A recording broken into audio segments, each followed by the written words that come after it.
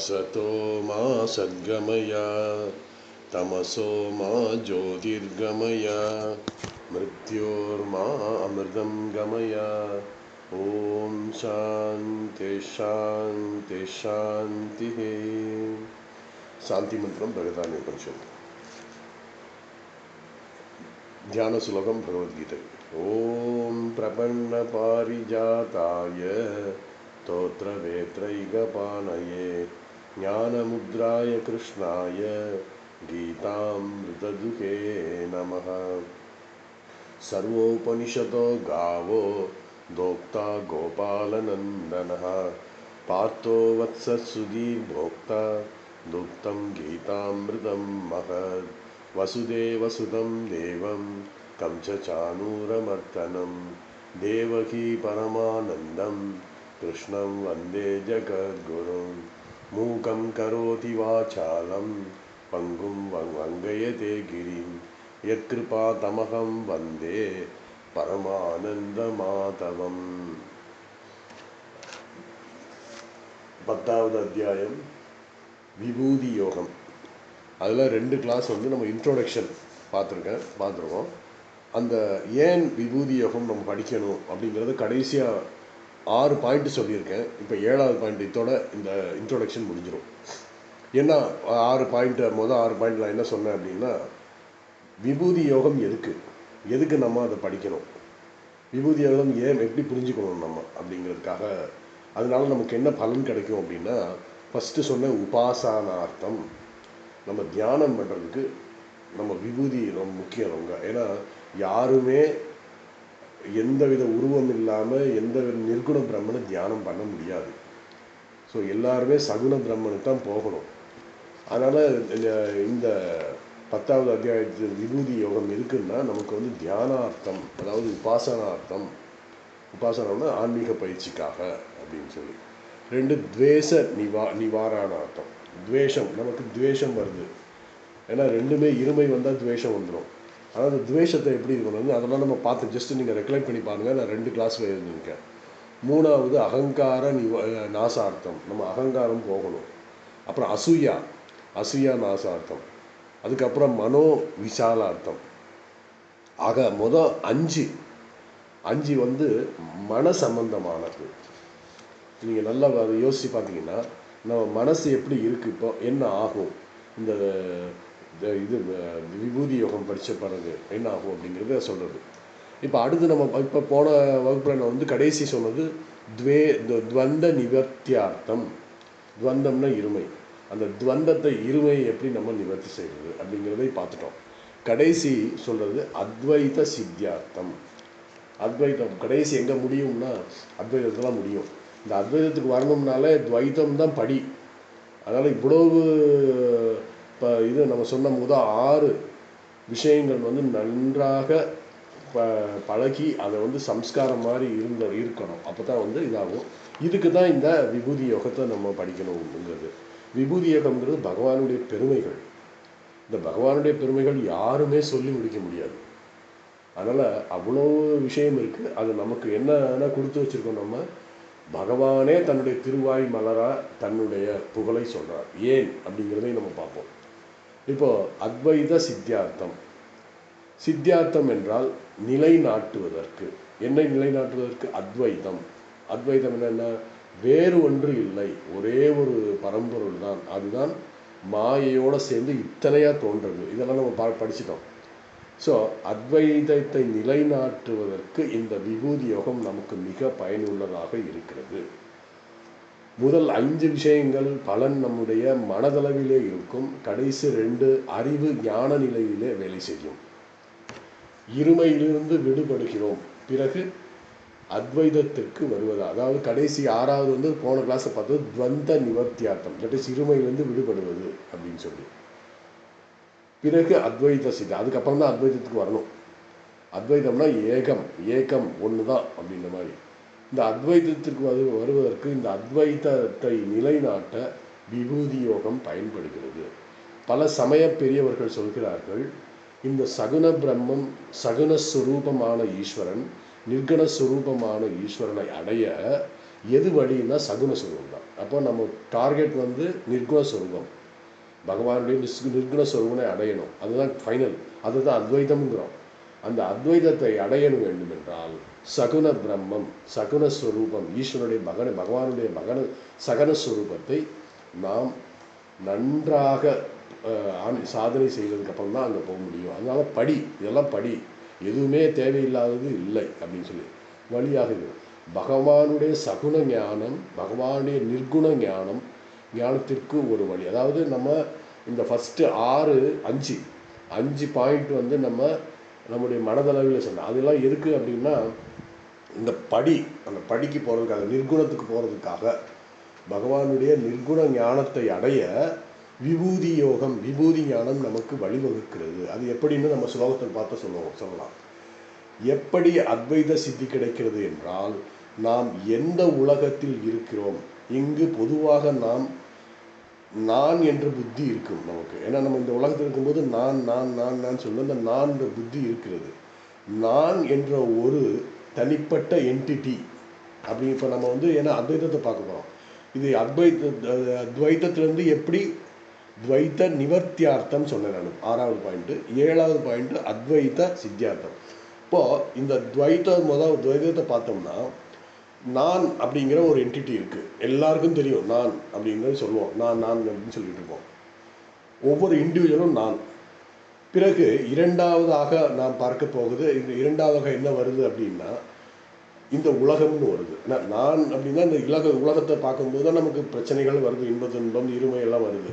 So இங்கேயே இருமை வந்துருச்சு. நான் வேற, உலகம் வேற அப்படிங்கிற மாதிரி இது இருமை வந்துருச்சு. உலகம் என்றாவது இருமை வந்துச்சு. இந்த அனுபவம் நமக்கு எப்பொழுதும் இருக்கிறது. காலையில் எந்திரிச்ச உடனே நமக்கு அவன் இப்படி பண்ணால், இவன் இப்படி பண்ணால், காலையில் வெயில் அடிக்குது, காலையில் குளிருது, இப்படி எல்லா இருமைகளும் நமக்கு வந்து சேரும். நம்ம அனுபவம் எப்போவுமே இருக்குது. சாஸ்திரம் என்ன சொல்கிறது என்றால், இந்த 2 என்டிட்டிக்கு நடுவில் இன்னொரு என்டிட்டியை சொல்கிறார். 3வது ஒரு அறிமுகப்படுத்துகிறார். இது சாஸ்திரம். ஏன்னா எப்போவுமே பிரச்சனையை வந்து பிரச்சனையால் தான் முடிக்கணும். ஸோ இது என்ன சொல்கிறாருன்னா, ஈஸ்வரன் அப்படிங்கிற ஒரு என்டிட்டி நம்முடைய சாஸ்திரம் சொல்லுது. ஈஸ்வரன் ஒருத்தர் வந்துடுறாரு அங்கே. ஸோ என்னாச்சு, இப்போது நான், இந்த உலகம், இந்த ஈஸ்வரன் 3 வந்துச்சு. 2க்கு மேலே போனாலே, 1க்கு மேலே போனாலே இருமை தான். இப்போ நம்ம இருமையில் இருக்கோம். இங்கு ஏன் ஈஸ்வரனை அறிமுகப்படுத்துகிறார்? ஈஸ்வரன் என்ற ஒரு என்டிட்டி இதற்கு இடையில் ஏன் வருகிறது? பேதமாக இருக்கிறது. அதாவது நம்ம இப்போ நான் வேற, உலகம் வேற, அங்கே ஒரு பேதம் வந்துருச்சு. இது நடுவில் ஈஸ்வரன் வேற வந்தாச்சு. ஸோ நான், ஈஸ்வரன், உலகம், அல்லது நான், உலகம், ஈஸ்வரன், இப்படி ஒரு பேதம் வந்துருச்சு.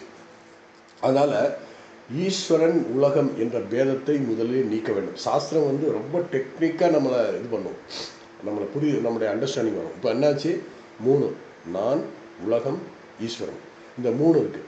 முதல் என்ன பண்ணணும், உலகம் ஈஸ்வரன் பார்ப்போம். இந்த உலகம் ஈஸ்வரன் என்ற பேதத்தை நீக்கப்பட வேண்டும். எப்படி என்றால், ஈஸ்வரனே இந்த உலகமாக இருக்கிறார் என்று விபூதி சொல்கிறது.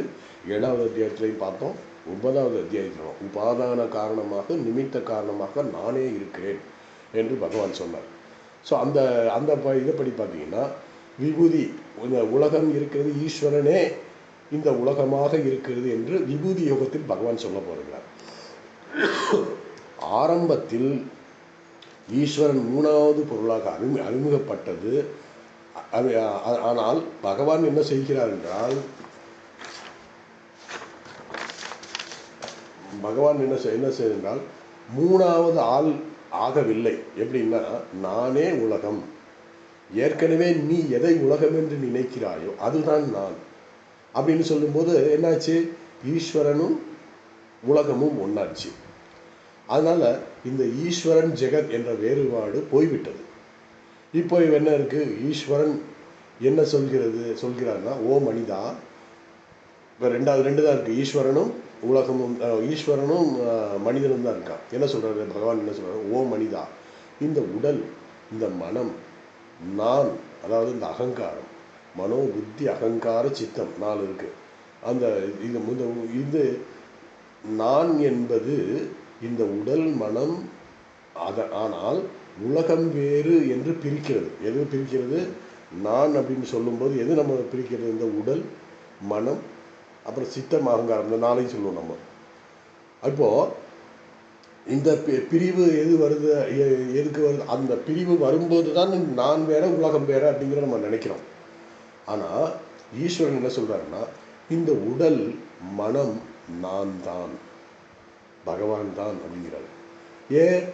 அபராப்பிரகிருதி பராப்பிரகிருதின்னு ரெண்டு சொன்னார். நானே ஈஸ்வரனே பரம்பொருளே பராப்பிரகிருதியாகவும் அபராப்பிரகிருதியாகவும் ரெண்டுமாக நானே இருக்கிறேன் அப்படின்னு சொல்லி 7வது அத்தியாயத்தில் சொன்னார்.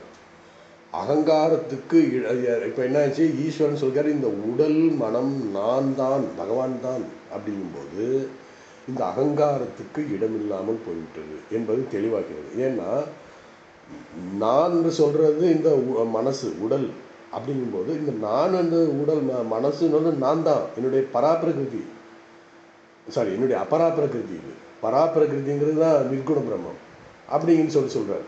இந்த உலகம் உடல் மனம் இல்லை என்றால் அகங்காரம் இல்லை. ஆகவே இந்த அகங்காரம்தான் நான் இந்த உலகம் என்று பிரிக்கிறது. ஈஸ்வரன் இந்த உடல் மனம் அகங்காரம் என்றது அனாத்மா, இது அனாத்மாங்கிறது நமக்கு தெரியும், நமக்கு ஏற்கனவே படிச்சிருக்கோம் என்று தெளிவுபடுத்துகிறார். அகங்காரத்திற்கு இடமில்லை. ஏன்? அந்த உடல் மனம் அனாத்மா, அந்த அனாத்மாவே நான் தான்ப்பா அப்படின்றார். அடுத்து இந்த ஜீவாத்மா உயிரான ஆத்மா, அதாவது நம்ம சொல்கிறோம் ஜீவாத்மாங்கிறோம், ஒவ்வொருத்தருக்கும் இண்டிவிஜுவல் ஜீவாத்மா, அதாவது கான்சியஸ்னஸ் அப்படின்னு ஒன்று சொல்கிறோம். அந்த கான்சியஸ்னஸ் தான் அந்த ஹோல், அதாவது இண்டிவிஜுவல் விராட் அப்படின்னு சொல்கிறோம். Individual and universal. இண்டிவிஜுவல் இது சொல்கிறது ஜீவாத்மா, உலகம் சொல்கிறது இது விராட்னு சொல்கிறது. ஸோ இந்த உயிர், இந்த அகங்காரம், அதாவது இந்த ஈஸ்வரன் இந்த உடல் மனம் என்ற அனாத்மா நான் என்று சொன்னவுடன் எல்லாம் போச்சு. அப்போ என்னாச்சு? அகங்காரத்துக்கு இடமில்லை. அடுத்து இந்த ஜீவாத்மா உயிரான அந்த ஆத்மா இருக்கிறது. ஜீவாத்மாங்கிறது ஆத்மா, அதாவது ஜீவாத்மாங்கிறது இண்டிவிஜுவல் ஆத்மா இருக்கிறது. அதுக்கு என்ன சொல்கிறது அப்படின்னா, இந்த அத்தியாயத்தில் கடைசியில் பகவான் சொல்ல போகிறான், நானே ஜீவாத்மாவும் இருக்கிறேன் அப்படின்னு சொல்லி கடைசி 13, 11 விஸ்வரூப தர்ஷனத்தில் எல்லாமே விளக்கப்படுவார். அதனால் ஜீவாத்மா வேற பரமாத்மா வேற அப்படிங்கிறது இல்லை. காரணம் நம்முடைய மாயையினால் நம்ம அப்படி நினச்சிக்கிட்டு இருக்கோம். ஸோ ஜீவாத்மாவும் நாளை கடைசி சொல்ல போகிறார். இந்த அத்தியாயத்தில் கடைசி ஜீவாத்மாவும் நானாக இருக்கிறேன்.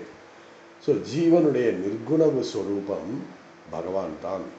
ஜீவனுடைய சகுன ஸ்வரூபம், தட் இஸ் உடல் மனம் நான் தான், பகவான் தான் என்று சொல்லி இந்த விபூதி யோகத்தில் அத்வைதத்தை நிலைநாட்டுகிறார். கடைசி என்னாச்சு? நான் என்கிற இண்டிவிஜுவல், உலகம் என்ற இண்டிவிஜுவல், அதாவது நான் என்ற என்டிட்டி, உலகம் என்ற என்டிட்டி, ஈஸ்வரன் என்டிட்டி. முதல் என்ன சொன்னார்? இந்த உலகமும் ஈஸ்வரனும் வேற இல்லை, நானே தான் உலகமாக இருக்கிறேன் அப்படின்னு சொன்னார். அதுக்கப்புறம் அடுத்த ஸ்டெப் என்ன சொன்னார்? உன்னுடைய மனம் உடல் தான் நீ உன்னுடைய பிரிக்கிறது. அப்போ இந்த மனம் உடல் நான் தான்ப்பா அப்படிங்கும்போது என்னாச்சு? எல்லாமே ஆயிடுச்சு. அப்போது என்னாச்சு? ஜீவ ஈஸ்வர ஐக்கியம் அப்படிங்கிறது அவர் சொல்கிறார். ஜீவ ஈஸ்வர ஐக்கியம்தான் நம்முடைய லட்சியம். பகவான் ராமகிருஷ்ணர் சொல்கிற மாதிரி இறைவனுடைய மனிதனுடைய லட்சியம் இறைவனை அடைவது. எப்படி அடைவது? ஜீவ ஈஸ்வர ஐக்கியம். அதுதான் இந்த அத்தியாயத்தில் ஜீவ ஈஸ்வர ஐக்கியத்தை சொல்ல போகிறார். இப்படி எல்லாம் நான் என்று பகவான் சொன்னதால் இந்த அகங்காரத்துக்கு இடமில்லாமல் போய்விட்டது. ஏன்னா இப்போ இந்த உடல் அகங்காரம் இருக்கிறதுனால தான் ரொம்ப ரொம்ப டெக்னிக்காக ரொம்ப இன்ட்ரிகேட்டிக் ப்ராடக்ட் இந்த அகங்காரம். அதனால தான் எவ்வளோ பிரச்சனையும் வருது. இப்போ பாருங்கள், உலக போரே வர்றதுக்கு இந்த அகங்காரம் தான். இப்போ நம்ம பகவான் ராமகிருஷ்ணனை பற்றி ஒரு விஷயம் சொல்லியிருக்காரு. என்னென்னா, தோத்தாபுரி உங்களுக்கு தெரியும், 40 வருஷம் கடும் சாதனையின் மூலமாக அதாவது அவருடைய நிர்விகல்ப சமாதியை அடையக்கூடிய சக்தி அவருக்கு இருந்தது. தட்சிணேஸ்வரத்துக்கு வந்தார். அங்கே கொஞ்சம் அவருக்கு பிரச்சனை ஆச்சு. காரணம், அன்னை பவதாரிணி அவருக்கு ஒரு ட்ரைனிங் கொடுக்கணும். அதாவது இவங்க எல்லாமே நான் தான், என்னுடைய முயற்சியில் நான் எல்லாம் செய்கிறேங்கிற அகங்காரம் அவருக்கு இன்னும் போகலை. எல்லாம் பண்ணுறாரு, நிர்வீக சமாதிக்கெல்லாம் போகிறாரு. ஆனால் நான் தான் என்னுடைய முயற்சியில் தான் நான் இது பண்ணேன் அப்படிங்கிறது போகலை. அதுக்காக தான் பகவான் ராமகிருஷ்ணன் அங்கே வந்து 11 மாதம் தங்க வச்சார் அவரை. அவர் கடைசியாக என்னாச்சு, அவருக்கு ஒரு நாள் எல்லாத்தையும் படிச்சிருப்பீங்க, இதெல்லாம் கடுமையான வயிற்றுப்போக்கு, வயிற்று வலி. ஒரு செகண்டு கூட அவரால் தன்னுடைய இந்திரியங்களை அடக்கி இது நிர்விகல்ப சமாதிக்கு போக முடியல. என்னடா இது, இத்தனை வருஷம் நம்ம பண்ணி இன்னுமே இதாகி போச்சு அப்படின்னு சொல்லி, நீ பேசாமல் இந்த சரீரத்தை விட்டு தொலைச்சிடலாம் அப்படின்னு சொல்லி நேராக கங்கைக்கு இறங்கினார். தட்சிணேஸ்வரம் காளி கோவில் பக்கத்து முன்னாடியே அந்த கங்கை இருக்குது. அவர் பாட்டுக்கு கங்கையில் இறங்கி நடந்து போகிறார். பார்த்தா இந்த கரையிலேருந்து அங்கே கரைக்கு போயிட்டார். முட்டிக்கு மேலே தண்ணியே வரல. ஆச்சரியமாக இருந்தது. ஏன்னா கங்கையில் எப்போவுமே ஒரு 150-200 அடி ஆழம் இருக்கும். யாரும் போக முடியாது, ரொம்ப கஷ்டம். கரண்ட்டெல்லாம் பயங்கரமாக வரும். இவர் சர்வசாரமாக நடந்து போகிறாரு, தண்ணி வருது. இது என்ன ஆச்சரியமாக இருக்குது அப்படின்னு திரும்பி வந்து அப்போ தான் பவதாரிணி அவர் தன்னுடைய உள்ளதில் பரா பிரகிருத்தியும் நான் தான், அபரா பிரகிருத்தியும் நான் தான் அப்படின்னு சொன்ன மாதிரி அவருக்கு ஒரு இருந்தது. அப்போ தான் 11 மாதத்துக்கு அப்புறம் தான் தோத்தாபுரி மகாராஜ் அவர் நம்ம தட்சிணேஸ்வரம் காளி கோயிலுக்கு உள்ளே போனார். அதுக்கு முன்னாடி போகவே இல்லை. காரணம், அவர் வந்து அத்வைத்தவாதி, சிலை வழிபாடுன்னு ஒத்துக்க மாட்டார். அப்போ புரிய வச்சது, அது அம்மா புரிய வச்சாங்க. ஸோ அது ஒரு இன்சிடெண்ட் நடந்தது. அதே மாதிரி மகரிஷி, நம்ம ரமண மகரிஷி ஒரு உதாரணம் சொல்லுவார். இது படிச்சிருப்பீங்க, நீங்களும் படிச்சிருப்பீங்க. அந்த காலத்தில் திருமணங்கள்லாம் 4 நாள் நடக்கும். ரொம்ப விசேஷமாக இருக்கும். வந்து பெண் வீட்டுக்காரங்க மாப்பிள்ளை வீட்டுக்காரங்க ஒரு இடத்துல தங்கி எல்லாம் விதவிதமாக சமைச்சு சாப்பிட்டு எல்லாம் அவங்க ரொம்ப அதாவது பேசிட்டு இருப்பாங்க. அங்கே எந்த இதுவுமே இல்லாமல் ஒருத்தர் வந்துட்டார். அந்த இருந்து நல்ல ஜாலியாக அங்கே தங்கி சாப்பிட்டுட்டு இருக்கார். அப்போ என்னாச்சு, அந்த சம்பந்த வீட்டுக்காரர்கள் என்ன நினச்சாங்க, மாப்பிள்ளை வீட்டுக்காரன் பொண்ணு வீட்டுக்காரனாக இருப்பான் போட்டுருக்கு அப்படின்னு நினச்சாங்க. பொண்ணு வீட்டுக்காரன் என்ன நினச்சா, மாப்பிள்ளை வீட்டுக்காரனாக இருப்பான் போட்டுருக்கு. 2 பேருமே இல்லாம ஆக்சுவலாக வந்து யாரோ ஒருத்தர் இப்படி 2 பேரும் நினச்சிருந்தாங்க. அதுபோல் இப்போ இந்த மாதிரி சமயத்தில் என்ன பண்ணார்னா, இந்த நபர் எல்லாரும் ஆனந்தமாக அனுபவிச்சுட்டு இருக்காரு. ஏன்னா அவர் வெளியிலிருந்து வந்தவங்க தான் ஆனந்தமாக அனுபவிக்க முடியும். நம்ம இங்கெல்லாம் பொட்டு வீட்டுக்காரங்க அவங்க கஷ்டப்பட்டுக்கிட்டு ஓடி ஆடி விட்டுருக்காங்க. இவங்க மாப்பிள்ளை வீட்டுக்கு அவங்க ஆடி இருப்பாங்க. இவன் ஜாலியாக சாப்பிட்டுருக்கான். என்னாச்சு, கடைசி 2 சம்பந்திகளும் சேர்ந்து வந்து நீங்கள் யார் அப்படின்னு கேட்டால் அவர் மறைஞ்சிட்டார். அதே மாதிரி தான் ஜீவாத்மா பரமாத்மா, ஜீவாத்மா ஈஸ்வரன் 2 பேரும் சேர்ந்துட்டு வந்து கேட்டால் இந்த அகங்காரம் இருக்காது அப்படிங்கிறத ரொம்ப அழகாக ரமண மகரிஷி சொல்வார். அந்த ஆனந்தமாக இருந்த நபர் காணாமல் போயிட்டார் அப்படின்னு சொல்லி. ஸோ விசாரிக்கும் போது தான் இது தெரியுது. அதே போல் இந்த ஜீவன் ஈஸ்வரனும் சேர்ந்து விசாரித்தால் அகங்காரம் என்பது மறைந்துவிடும். இந்த ஆத்மா அனாத்மா இந்த 2க்கும் இடையிலே இருக்கின்ற தேவையில்லாத அந்த அகங்காரம், அது இந்த 2 பேரும் சேர்ந்துட்டோம்னா அது அகங்காரம் போயிடும். ஆத்மா நிர்குணஸ்வரூபம், தட் இஸ் ஈஸ்வரன். அனாத்மா சகுணஸ்வரூபம், அதுவும் ஈஸ்வரன் தான். அப்போது அகங்காரம் என்பது இல்லை. அகங்காரத்துக்கு அங்கு வேலை இல்லை. இதை புரிய வேண்டும் என்றால், அதனால்தான் இந்த விபூதியில் கடைசி என்ன கிடைக்கிறது என்றால் அத்வைத சித்தி. இவ்வளவு சொல்லி நம்ம வந்து கடைசி இதனோட பயன் என்னன்னா அத்வைத சித்தி. நமக்கு அகங்காரம் இல்லாமல் போய்விடும், அத்வைத சித்தி நமக்கு கிடைக்கும். இவ்வளவு பலன்கள் இந்த 10வது அத்தியாயத்தில் இருக்கிறது அப்படின்னு சொல்லிட்டு இனி நம்ம வந்து ஒரு ஸ்லோகத்துக்கு போவோம். இப்போ இந்த ஸ்லோகத்தில் கிட்டத்தட்ட 45 ஸ்லோகங்கள் இருக்குது விபூதி யோகம். அதில் கடைசி 2-3 ஸ்லோகங்களில் ஜீவாத்மா பரமாத்மா 42 ஸ்லோகங்கள் ஜீவாத்மா பரமாத்மாவுடைய ஐக்கியத்தை பற்றி சொல்லுவார். அதுக்கப்புறம் எப்படி இந்த ஐக்கியம் ஆகுது அப்படின்னா, எப்படி ஆகணும் அப்படின்னா, நம்ம வந்து இன்னும் கொஞ்சம் அட்வான்ஸாக போய், ஏன்னா நம்ம வந்து இந்த உடல் மனதோடு இருக்கிறதுனால நமக்கு என்னதான் கேட்டாலும் என்னதான் படித்தாலும் அது உள்ளே போகாது. அப்போது அதுக்கு தான் விஸ்வரூப தரிசனம் ப்ராக்டிக்கலாக காமிக்கிறார். தேரியை முதல் சொல்லிடுறாரு, ப்ராக்டிக்கலாக அவர் காமிக்க போகிறாரு அப்படின்னு சொல்லி. 2வது இந்த 10வது அத்தியாயத்தில் முதல் 3 ஸ்லோகம் அவர் என்ன சொல்ல போகிறாரு, அதாவது முதல் ஸ்லோகத்தை படிக்கிறார். பூய ஏவ மகாபாகோ ஸ்ருணுமே பரமம் வச்சா. எத்தேகம் பிரியமானாய வக்ஷ்யாமி ஹித காமியா. இப்போ இந்த இடத்துல நீங்கள் ஒன்று கவனிக்கணும். அர்ஜுனனுக்கு ஏதோ சந்தேகம் வந்தது, ஆனால் அவன் கேள்வி கேட்கல. கேள்வி கேட்கறதுக்கு முன்னாடியே பகவான் பேச ஆரம்பிச்சிட்டார். ஏனென்றால் இதுவரைக்கும் சொன்ன அந்த ஸ்லோகங்கள் எல்லாம் அர்ஜுனன் ரொம்ப ஆனந்தப்பட்டவன். இன்னொன்று என்னென்னா, அர்ஜுனனுக்கு நம்மளை மாதிரி மந்த புத்தி போடுறது. ஏன்னு கேட்டிங்கன்னா 18 அத்தியாயம் தேவைப்பட்டது. இதே 2வது அத்தியாயம் 3வது அத்தியாயமே முடிச்சுட்டு விட்டுருக்கலாம். ஏன்னா அவருக்கு புரிஞ்சிருந்தா, நம்மளை மாதிரி நல்ல இன்டெலிஜென்ட்டாக இருந்திருந்தா 2வது அத்தியாயத்திலே முடிச்சிருந்துருக்கலாம். ஏன்னா 2வது அத்தியாயம் எல்லாத்தையும் சொல்லிவிட்டாரு. ஆனால் அது சின்ன, அதாவது சூத்திர வடிவில் சொன்னார். அதை எக்ஸ்பிளைன் பண்ணுறது தான் 18 அத்தியாயங்கள் கொண்டு வந்தார். அதாவது 2வது அத்தியாயத்தினுடைய விளக்கம்தான் அடுத்து 16 அத்தியாயம் அப்படின்னு நான் சொல்லியிருக்கேன் ஏற்கனவே. ஸோ இந்த இடத்துல பூயேவ மகாபாகோ அப்படின்னு சொல்லி அர்ஜுனனுக்கு பெருமைப்படுத்துகிறார். ஏன்னா அர்ஜுனனுக்கு சீரியஸாக கேட்குறது மட்டும் இல்லாமல் ரொம்ப ஆனந்தப்படுறான். பகவானிடம் நாம் கேட்குறோம் அப்படின்னு சொல்லி. ஸோ முதல் 3 ஸ்லோகங்களில் இதோட சிம்பிள் மீனிங் என்னன்னா, மகாபாகுன்னா தோல் வலிமை உடையவனே. தோல் வலிமை, ஏன்னா உங்களுக்கு தெரியும், காண்டிபம் எடுத்தான்னா அவ்வளோ தோல் வலிமை. பூய ஏவ மகாபாகோ சுருணுமே பரமம் வச்சா, அதாவது தோல் வலிமை உடையவனே, மேலான என் மொழியை மீண்டும் கேளாய். ஏன் அவர் ஆனந்தப்பட்டார். கேள்வியில், அதாவது நீ கேட்கறதில்ல, நான் சொல்றதுல உனக்கு ஆனந்தம் இருக்கிறது, அதை கருதி நான் மீண்டும் சொல்கிறேன் அப்படின்னு சொல்றார். இப்போ இந்த ஹிதகாமியா இந்த மொத்தம் முதல் 3 ஸ்லோகங்கள். முதல் 3 ஸ்லோகங்கள் என்ன சொல்ல போறாருன்னா, இந்த 10வது அத்தியாயத்தில் பகவான் வாச்சா என்ற அர்ஜுனனுக்கு எந்த கேள்விக்கும் இடம் கொடுக்காமல் டைரக்டாக அவரே ஆரம்பிச்சிட்டாரு. 9வது அத்தியாயத்தில் கடைசி 3-4 இதை சொல்லிட்டு, வழிமுறைகளை சொல்லிட்டு, அதுக்கப்புறம் 10வது அத்தியாயத்தில் அவரே ஆரம்பிச்சிட்டாரு. அந்த முதல் ஸ்லோகம் 10வது அத்தியாயத்தில் முதல் ஸ்லோகம் அவரே சொல்கிறார். முதல் 3 ஸ்லோகத்தில் பகவான் என்ன சொல்ல போகிறார் என்பதை நமக்கு ஒரு இன்ட்ரோடக்ஷன் கொடுக்கிறார். ஆகவே இந்த அத்தியாயத்தில் பகவான் அர்ஜுனனிடம், நான் உனக்கு இதுவரை என்ன உபதேசம் செய்தேனோ அதையே சில வித்தியாசமான புரிதலுக்காக, அதாவது நான் சொன்ன மாதிரி 2வது அத்தியாயத்தினுடைய எக்ஸ்பிளனேஷன் தான் எல்லாமே இனிமேல் வர்றது. அது இது வரைக்கும் சொன்னதுல இன்னும் கொஞ்சம் உனக்கு டீப்பாக புரிகிற மாதிரி, புரியக்கூடிய வகையில் உனக்கு நான் சொல்ல போகிறேன். புதிதாக பகவான் எதுவுமே சொல்வதற்கு இல்லை. அது சொல்லும் போதே பார்த்தீங்கன்னா, புதிதாக இது சொல்லவில்லைன்னா அவர் சொல்ல போகிற விஷயம் ரொம்ப டீப்பாக நம்ம கவனிச்சால்தான் நமக்கு புரிஞ்சிடும் அப்படிங்கிற மாதிரி அர்ஜுனுக்கு சொல்கிறார்.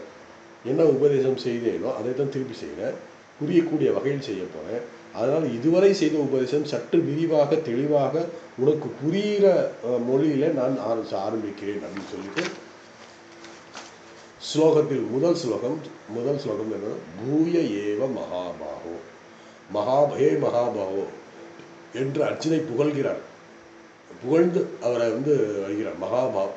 நீண்ட கைகளை உடைய அர்ஜுனா, பூய என்றால் மீண்டும், என்ன மீண்டும், வக்ஷ்யாமி வார்த்தையுடன், அதாவது வக்ஷ்யாமின்னா என்னுடைய உபதேசங்கள் வார்த்தையுடன்.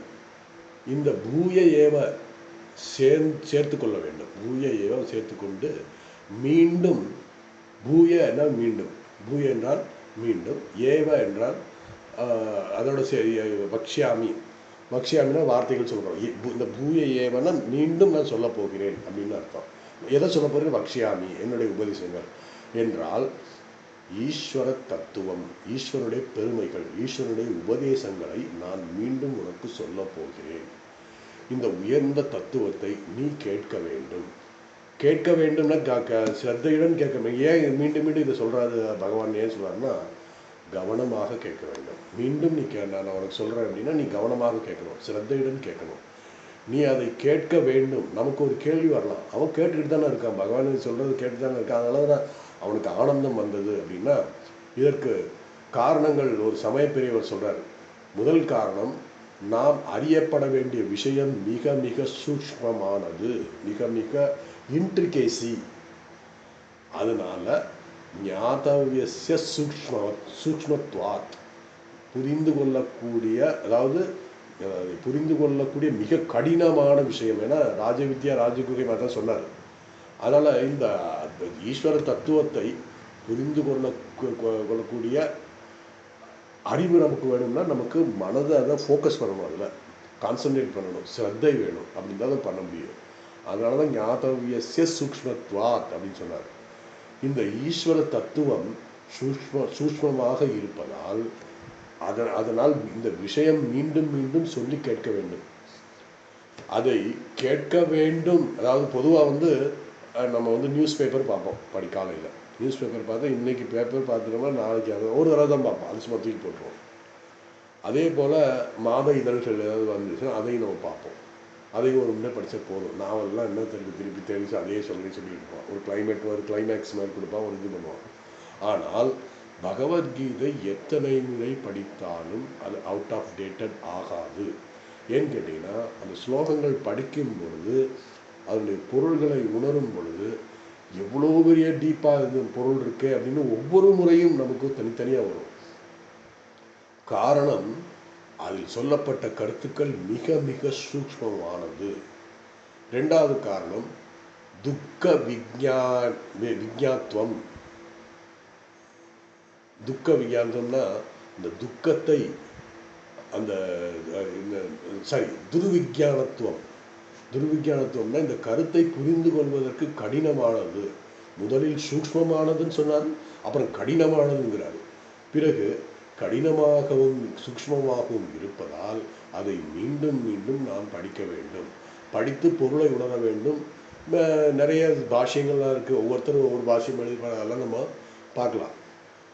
இந்த நம்ம பகவத்கீதையில் சில ஸ்லோகங்கள் படித்து மனதில் வைத்திருப்போம். அது சில ஸ்லோகம் ரொம்பவே யதாயதாஹி தர்மஸ்ய கிளானிர் பகவதி பாரதா அப்படின்னு. இது அதே மாதிரி இதை மகாபாரதம் போடும்போது போடுவான். அதே மாதிரி பார்த்தீங்கன்னா போன அத்தியாயத்தில் பார்த்த மாதிரி அனித்தியம் அசுகம் லோகம் இவன் பிராப்பிய பஜஸ்வமாம் அப்படின்னு சொல்லுவார். இந்த உலகமே அனித்தியமானது. நமக்கு ஒரு கஷ்டம் வரும்போது இந்த ஸ்லோகத்தை படிக்கும்போது நமக்கு புரியும், பகவானே சொல்கிறது அனித்தியமான உலகம், எதுக்கு நம்ம கஷ்டப்படணும், அப்படியே just take it as easy அப்படிங்கிற மாதிரி நம்ம பண்ணணும். ஸோ அந்த அப்படி நீங்கள் படித்து அந்த ஸ்லோகத்தை மனதில் வைத்திருந்தாலும் சில காலத்துக்கு பிறகு அதே ஸ்லோகம் வேறொரு புதிய கோணத்தில் நமக்கு தெளிவாகும். நாம் முன்னால் படித்த அதே ஸ்லோகம் அப்பொழுது ஒரு வகையான புரிதல் கிடைத்தது. காலங்கள் கடந்த பிறகு புது அனுபவத்தில் இப்பொழுது ஒரு புது வகையான புரிதல் நமக்கு வருகிறது. காரணம், நாம் மனம் தூய்மை அடைய பக்குவம் அடைய சில கருத்துக்கள் மனதில் தெளிவாக புரியும் அப்படின்னு சொல்லி. எனக்கு ஆரம்ப காலத்தில் 2வது அத்தியாயத்தில் சில ஸ்லோகங்கள் புரியவே இல்லை. எக்ஸாம்பிள் பார்த்தீங்கன்னா, யா நிசா சர்வ பூதானம் தஸ்யாம் ஜாகிரதி சையமி எஸ்யாம் ஜாகிரதி பூதானி சா நிஷா பசியத்தை முடியும் சொல்லி. என்னன்னா, இந்த ஸ்லோகத்தில் ஞானிகளுக்கு எது பகலோ அது சம்சாரிகளுக்கு இரவு. எப்படி அது நான் ரொம்ப நாள் யோசிச்சுட்டேங்க. இரவு எப்படி நமக்கு இப்போ எல்லாமே நம்ம இங்கே உலகத்தில் வாழ்கிறோம். இப்போ எனக்கு இரவுன்னா எல்லாருக்கும் இரவு, எனக்கு பகல்னா எல்லாருக்கும் பகல். ஆனால் ஞானிகளுக்கு எது பகலோ ஞானிகளுக்கு எது பகலோ அது சம்சாரிகளுக்கு இரவு. இப்படிப்பட்ட சில ஸ்லோகங்கள் கேட்கும்போது அதன் சிம்பிள் மீனிங் படித்தா நமக்கு ஒன்றும் புரியாது. அதனால் அந்த அளவுக்கு ஆழ்ந்து சிந்தித்து அந்த ஸ்லோகங்களை தியானம் செய்ய வேண்டும். அப்போது நம்ம பொருள் புரியும். கேட்பதற்கு நன்றாக இருக்கும், ஆனால் அதனுடைய சூக்ஷ்மத்துவத்தை அறிவதற்கு மிகவும் கடினம். அதில் அடங்கியிருக்கிற பொருள் நமக்கு விளங்காது. காலப்போக்கில் தான் அதனுடைய பொருள் நமக்கு தெளிவாகும். இப்படி பல சத்சங்கம் கேட்டு படித்து அதுக்கப்புறம் ஏதாவது ஒரு பகவானுடைய அருளால் கருணையினால் அனுகிரகத்தினால நமக்கு அதனுடைய பொருள் நமக்கு புரியும். அதனால தான் இந்த கீதை மற்றும் வேதாந்தங்களை மீண்டும் மீண்டும் பார்த்து படிக்க வேண்டும். நமக்கு பக்குவம் வர அதில் உள்ள கருத்துக்கள் நமக்கு நன்றாக தெளிவாகவும் புரியும். ஆகவே மீண்டும் மீண்டும் அதை படிக்க வேண்டும், அதை கேட்க வேண்டும். 3 காரணம் என்பதற்காக ஒரு சமயப்பிரிவு சொல்கிறார். 3வது காரணம் என்ன சொல்கிறாருன்னா, சமயப்பிரிவு என்ன சொன்னார்னா, என்ன ஏன் சொன்ன ஏதாவது பகவான் மீண்டும் சொல்கிறார்னா அதற்கு காரணம் இருக்கும். ஒரு விஷயத்தை நாம் சரியாக புரிந்து கொள்ளும் வரை அதை மீண்டும் மீண்டும் கேட்க வேண்டும். ஒருவர் நம்மிடம் நான் எவ்வளவு நேரம் சாப்பிடணும் அப்படின்னு கேட்டால் என்ன சொல்ல முடியல, ஓ வயிறு ஃபுல்லாகிற வரைக்கும் நீ சாப்பிடு அப்படின்னு சொன்னால் போதும். அப்படின்னா நம்ம அவன் தான் முடிவு பண்ணணும். இவ்வளோ நேரம் சாப்பிடணும்னு நான் எப்படி சொல்கிறது, சொல்ல முடியாது. ஸோ அவர்கள் எவ்வளோ சாப்பிட முடியுமோ அவ்வளவு சாப்பிடணும். ஸோ இந்த ஸ்லோகத்தில் எவ்வளவு எனக்கு புரியுமோ, இந்த ஸ்லோகங்கள் புரியுமோ அதை மீண்டும் மீண்டும் மீண்டும் படித்து நமக்கு புரிந்து கொள்ள வேண்டும், நன்கு படிக்க வேண்டும். ஸோ பகவானுக்கு 18 அத்தியாயங்கள், அதில் 700 ஸ்லோகங்கள் உள்ளது. 700 ஸ்லோகங்கள் நம்மளால் படிக்க முடியாது. ஒருவேளை ஒரு 2-3 அத்தியாயத்தை மட்டும் நன்றாக இது பண்ணிட்டோம்னா நமக்கு ஓரளவுக்கு முடியும். ஏன்னா பகவான் 18 அத்தியாயம் கொடுத்துருக்காரு. ஏன்? அர்ஜுனன் மூலமாக நமக்கெல்லாம் சொல்கிறாரு. ஏன்னா அர்ஜுனனையே அங்கே நம்மளை மாதிரி தான் அப்படின்னு சொல்லிட்டு 17 இல்லைன்னா 2வது ஸ்லோகத்திலே 3வது அத்தியாயத்திலே 2வது அத்தியாயத்திலே முடிச்சிருந்துருப்பான். ஏன்னா கர்மயோகம் சொல்கிற முன்னாடி ஞான யோகம், அதாவது என்ன சொல்கிறது, 2வது அத்தியாயத்தை சாங்கிய யோகம். சாங்கியம்னா ஞானம். சாங்கிய யோகம் சொல்லிட்டு அந்த சாங்கிய யோகம் ஞானம் எப்படி பெறுவது என்பதற்கு வழி என்ன அப்படிங்கும்போது அவர் கர்மயோகம் தான். நைஷ்கர்மியம் வர்ற வரைக்கும் ந கர்மனா மனாரம்பா நைஷ்கர்மிய புருஷோத்தமா புருஷோத்தே அப்படின்னு சொல்லுவார். அதாவது நீ கர்மத்தை ஆரம்பித்து தெளிவாகும் வரை, மன தூய்மை அடையும் வரை ஒன்றுமே பண்ண முடியாது. அதனால நீ என்னதான் நீ படிச்சிருந்தாலும் கர்மயோகத்தின் மூலமாகத்தான் வரணும் அப்படின்னு சொன்னார். அதனால் அர்ஜுனனுக்கு இது புரியாது அப்படின்னா என்ன காரணம்னா நம்மளை மாதிரி தான் அவரும் இருக்காரு. அதனால் 2வது 3வது அத்தியாயம் கடைசி 18 அத்தியாயம் நமக்கு கிடைச்சிருக்கு. அர்ஜுனன் நம்மளை போலத்தான் ஒரு மந்தமான புத்தி உண்டு. நமக்கு அது உதவியாக இருக்கிறது. அவருக்கு கொஞ்சம் தெளிவான இருந்திருந்தா நமக்கு கிடைச்சிருக்கு. அது 18 அத்தியாயம் கிடைக்காது. 2வது சனகாதி முனிவர்கள் நம்ம பார்த்துக்கிறோம். தட்சிணாமூர்த்தி பகவான் ஈஸ்வரனே சிவபெருமானே தன்னுடைய குருக்கள் சிஷ்யர்களை வச்சு பாடம் எடுத்தார். என்ன பேசினாரா? அவர் பேசவே இல்லை. அவங்களுக்கு புரிய வச்சுட்டார்.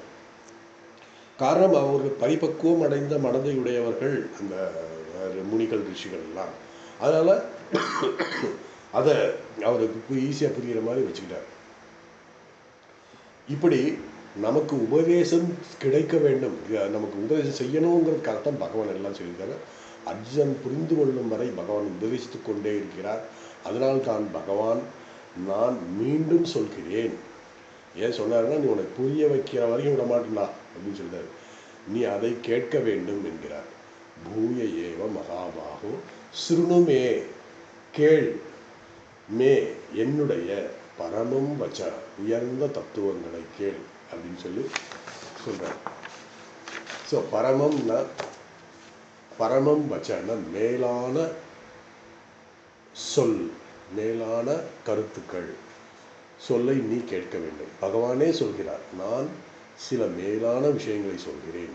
இந்த ஸ்லோகத்தில் வரும் சொல் உயர்ந்தது. ஏனென்றால் இந்த சொல்லை குறிக்கும் தத்துவம் உயர்ந்தது. அதாவது சொல்லில் எந்தவித ஏற்றத்தாழ்வும் கிடையாது. ஆனால் இந்த சொல்லின் மூலமாக சொல்கின்ற தத்துவம் மிக உயர்ந்தது. பொதுவாக சொல்லுக்கு உயர்வு தாழ்வு கிடையாது. இது ஏன் என்றால் இந்த உயர்ந்த தத்துவத்தை இந்த சொல்களின் மூலமாக சொல்வதால் இது உயர்ந்தது என்று சொல்லிட்டு அதனால் குறிப்பிடும் பொருள்களை பொருந்து, அதாவது ஒரு சொல்கிறோம்னா அந்த சொல்லினுடைய பொருளை பொறுத்து தான் அதில் உயர்ந்ததா தாழ்ந்ததாங்கிறத நம்ம முடிவு பண்ணுவோம். பகவான் சொல்கிறது மிக சிம்பிள் வேர்ட்ஸ் தான் சொல்கிறாரு. ஆனால் உயர்ந்த தத்துவத்தை அது சொல்கிறாரு. இந்த பரபிரம்மனுடைய சொரூபத்தை விளக்கக்கூடிய அல்லது ஈஸ்வரனை பெருமையை பேசக்கூடிய விளக்கக்கூடிய சொல்லாக இருப்பதால் அதனால்தான் இந்த சொற்கள் பகவானுக்கு மேலான பரமம்னா உயர்ந்த என்று வர்ணிக்கிறார். இந்த ஸ்லோகத்தில் சொல்கிறார், மேலான சொல்களை நீ கேட்க வேண்டும் அர்ஜுனா. மே என்றால் என்னுடைய, பரமம் வச்சா ஸ்ருணு, பரம உயர்ந்த தத்துவங்களை கேள் அப்படின்னு சொல்றாரு. எத்தகம் பிரியமானாய, ஏன் அர்ஜுனனை பார்த்து மீண்டும் மீண்டும் சொல்ல வேண்டும் என்ற கேள்வி நமக்கு வரலாம். பகவான் சொல்கிறார், நான் உன்னிடம் மீண்டும் உற்சாகத்துடன் இந்த அத்தியாயத்தை கேட்க வேண்டும் என்பதற்காக சொல்கிறேன். காரணம், இதுவரை என்னுடைய உபதேசத்தை கேட்டு நீ ஆனந்தத்தை அடைந்திருக்கிறாய், மகிழ்ந்திருக்கிறாய். அதனால்தான் உனக்கு மீண்டும் உபதேசம் செய்கிறேன். பிரியமானாய, மகிழ்ந்தவனுக்கு உனக்கு நான் இந்த ஸ்லோகங்களை மீண்டும் சொல்ல போகிறேன். நீ அதாவது உனக்கு பிரியம் என்றால் மகிழ்ந்தாய். மகிழ்ந்ததற்காக நான் உனக்கு சொல்கிறேன். ஏன்னா எனக்கு அவர் பகவான் கிளாஸ் எடுக்கும்போது தூங்கிட்டு இருந்தாருன்னா என்ன பண்ணுவார்? அப்பா போதும் பண்ணி கலந்து அப்படின்னு சொல்லுவார். ஏன்னா ஒருத்தர் கேட்குறாரு அப்படிங்கிறதுக்காக நம்ம விருப்பமாக கேட்குறாங்கன்னா நம்ம சொல்லலாம். கேட்கலே நல்லது நான் அடிச்சு விடுவேன் அப்படின்னா அதெல்லாம் சொல்லக்கூடாது. அந்த மாதிரியெல்லாம் சொல்லக்கூடாதுங்கிறதுக்காக தான் சொல்லுவார். தே உனக்கு எத்தேகம் அப்படின்னு சொல்லி ஆரம்பிக்கிறார். எத்தேகம் பூய ஏவ மகாபாகோ சுணுவே பரமம் வச்சா. எத் ரெண்டாவது பாருங்க, எத்தே அந்த எத்தே பிளஸ் தே எத்தே. நீங்கள் அதை பிரித்து தே உனக்கு எத் இந்த, அதாவது எந்த மேலான உன்னுடைய சொல்லை நீ கேட்க வேண்டும், அதை நான் உனக்கு சொல்ல போகிறேன். பகவான் அர்ஜுனனை வர்ணிக்கிறார். என்ன? பிரியமானாய, மகிழ்ந்த உனக்கு பரிசாக நான் இந்த ஸ்லோகங்களை சொல்ல போகிறேன். ஏன்னா நீ ரொம்ப இன்ட்ரெஸ்டிங்காக கேட்டுக்கிட்டு இருக்க. நீ இன்னும் நீ சிரத்தையோடு நீ கேட்க. எப்படி அர்ஜுனன் அமிர்தத்தை அருந்தினால் எப்படி ஆனந்தத்தை அடைவானோ அந்த அளவுக்கு இல்லை, அல்லது ஏதாவது சுவையான ஒரு பதார்த்தத்தை சாப்பிடும்போது மகிழ்வானோ அது மாதிரி அவன் கேட்டு உட்காந்துருக்கான். அதனால் நான் உங்களுக்கு சொல்கிறேன் அப்படின்னு சொல்லி எவ்வளவு ஆனந்தத்தை அடைகிறாய் நீ அப்படின்னு சொல்றார்.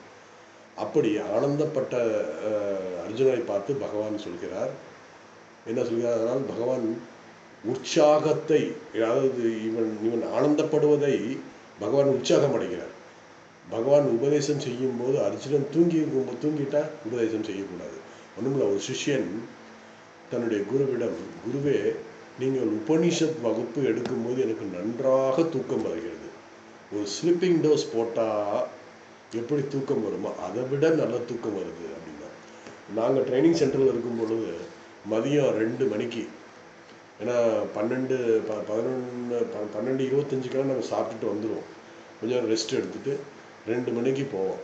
அப்போது வேதாந்த சாரம் கிளாஸ் எடுப்பாங்க. ஐயோ ஆமாம், தூக்கமாக வரும் அப்படி. ஏன்னா ரொம்ப சூக்ஷ்மமான விஷயம் அது. அவ்வளோ கேட்கறதுக்கு நமக்கு அந்த உண்ட மயக்கம் தொண்டனுக்கு உண்டுன்ற மாதிரி அப்படியே சொக்கும் நமக்கு. அது மாதிரி அந்த சிஷ்யன் சொன்ன மாதிரி இருக்கு.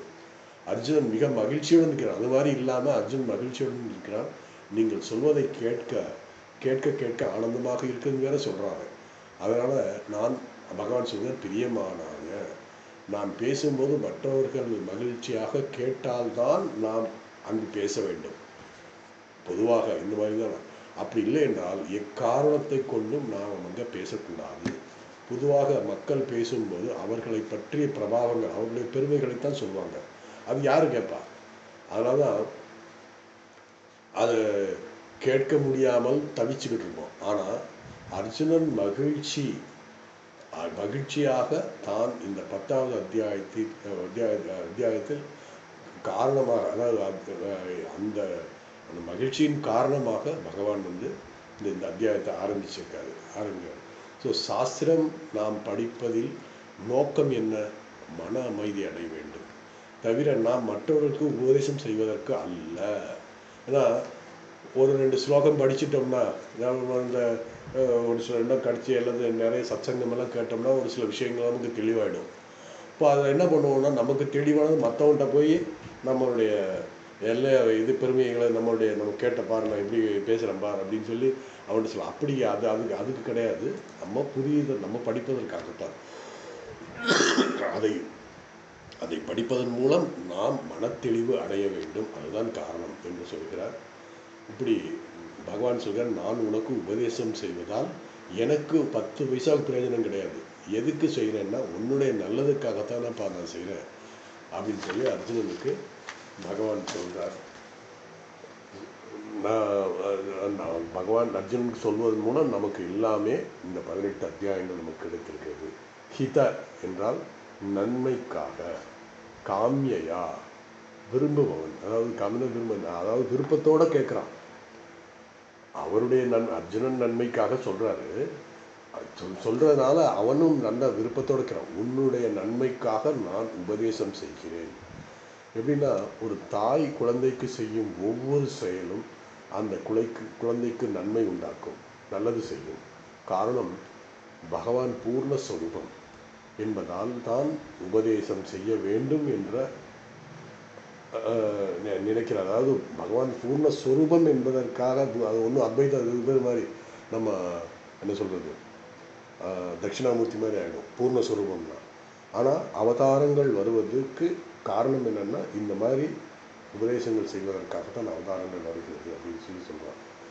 ஸோ அப்படி அர்ஜுனன் என்ன நன்மை கிடைக்கிறது என்றால், அர்ஜுனனுக்கு இப்போ இவ்வளவு பேசிகிட்டு இருக்கோம் நம்ம. பகவானுக்கு ஒரு பிரயோஜனமும் கிடையாது. பகவான் எதுக்கு சொன்னால் லோக சங்கிரகத்துக்காக, உலக நன்மைக்காக செய்கிறாரு. சரி, கேட்குற எனக்கு என்ன கிடைக்கும் அப்படின்னா, சம்சாரத்தை நீக்கும். அர்ஜுனன் என்ன அர்ஜுனன் இந்த துவந்தத்தில் இருப்பதனால எனக்கு எங்கள் தாத்தாவை கொல்ல முடியாது, என்னுடைய ஆசிரியரை கொல்ல முடியாது. ஆனால் அர்ஜுனன் இந்த துரியோதனன் துச்சாதனன் தான் கொள்கிறேன் அப்படின்ற மாதிரி அந்த துவந்தத்தில் இருக்கிறனால, அந்த துவந்தம்ங்கிறது சம்சாரம். அந்த சம்சாரத்தை நீக்குவது என்று அந்த நீக்குவதன் நன்மை நமக்கு கிடைக்கிறது. ஹித காமியா என்றால் உன்னுடைய நன்மைக்காக, அதற்காக நான் மீண்டும் உனக்கு உபதேசம் செய்கிறேன். மேலான என்னுடைய சொல்லை நீ கேட்பாயாக. அர்ஜுனா, அது அர்ஜுனன் கேட்டுக்கொண்டுதான் இருக்கிறான். பிறகு ஏன் பகவான் சொல்கிறார் என்றால், அவன் சிரத்தையுடன் கேட்க வேண்டும் என்று பகவானுடைய விருப்பம். அதனால்தான் இந்த ஸ்லோகத்தை மீண்டும் சொல்கிறார். இந்த கருத்தை கேட்டு மகிழ்ந்து கொண்டு இருக்கிறான். அதனால் அவனுக்கு இன்ட்ரெஸ்ட் இருக்குங்கிறது தெரிஞ்சுக்கிட்டாரு. அதை பார்த்து எனக்கு மகிழ்ச்சி. அர்ஜுனன் நான் சொல்கிறத கேட்கறனால அவர் மகிழ்ச்சி அடைகிறான். அதை பார்த்து எனக்கு மகிழ்ச்சியாக இருக்கிறது. உன்னுடைய நன்மைக்காக நான் சொல்கிறேன், கேள் என்று சொல்லி 1வது அத்தியாயத்தில் பூய ஏவோ மகாபவோ சொல்லுமே பரமம் வச்சா எத்தேகம் பிரியமானாய வக்ஷியாமி ஹிதகாமியா அப்படின்னு சொல்லிட்டாரு. இது 2வது ஸ்லோகம். எனக்கு கொஞ்சம் கோல்டு இருக்கனால என்னால் பேச முடியல. அடுத்த அத்தியாயத்தில் 2வது ஸ்லோகம். நான் 2 ஸ்லோகம் நீங்கள் சொல்லணும்னு நினச்சி வந்தேன், ஆனால் முடியலை. அதனால் அடுத்த ஸ்லோகம் 2வது அத்தியாயம். அடுத்த வகுப்பில் நம்ம 2வது ஸ்லோகத்தை பார்ப்போம். 2, 3, 1, 2, 3 பகவான் இந்த இந்த அத்தியாயத்தில் என்ன சொல்ல போகிறாருங்கிறத ஒரு அவுட்லைன் பண்ண போகிறார். அதுதான். ஓம் வசுதேவ சுதம் தேவம் கம்சசானு தேவகி பரமானந்தம் கிருஷ்ணம் வந்தே ஜெகத்